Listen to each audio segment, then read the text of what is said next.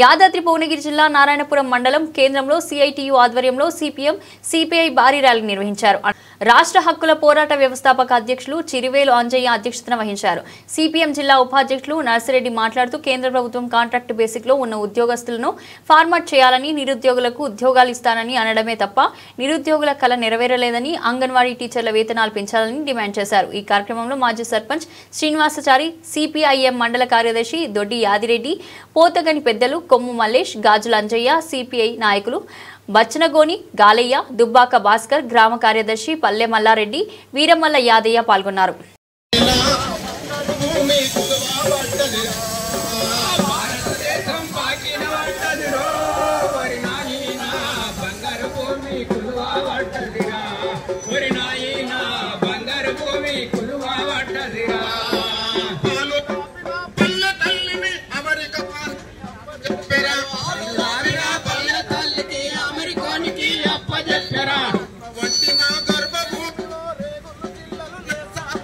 రేగులు పిల్లలు లేస్తా ఉన్నాయి, రేగులు పిల్లలు లేస్తా ఉన్నాయి.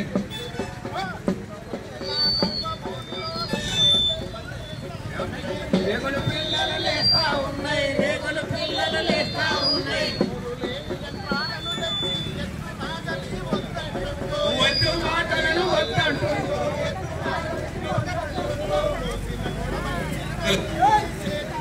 హలో హలో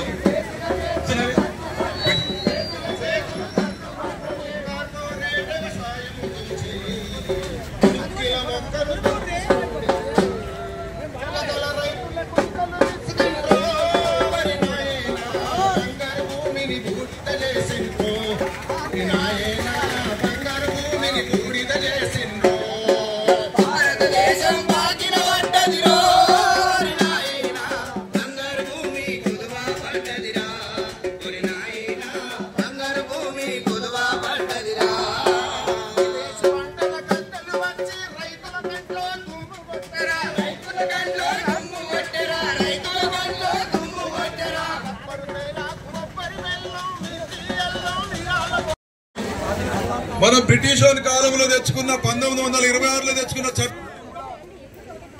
రాష్ట్ర ప్రభుత్వం, కేంద్ర ప్రభుత్వం రెండు కలిసి రద్దు చేయడానికి పూనుకుంటా ఉన్నాయి.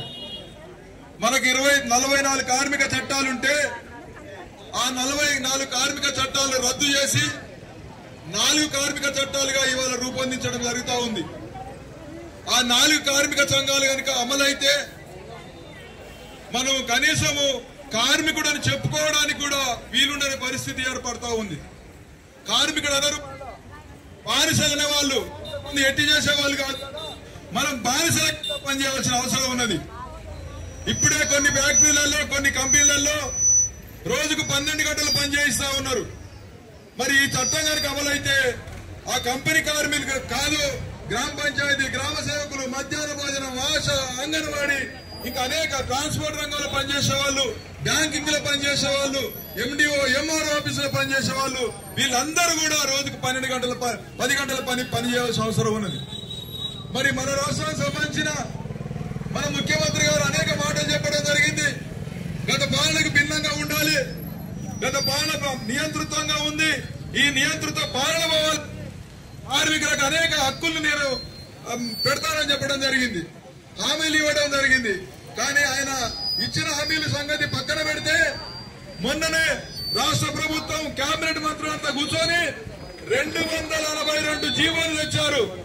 ఆ జీవో ఉద్దేశం ఏంటంటే మనం రోజు 10 గంటల పని చేయాలి. ఇది వారం నుంచి కేంద్ర ప్రభుత్వం 12 గంటలు చేయించాలని చూస్తూ ఉంది. అందుకనే ఈ విధానానికి వ్యతిరేకంగా మనం కార్మిక వర్గం ఇలా తిరుగుబాటు చేస్తూ వీధుల్లోకి వస్తా ఉన్నారు.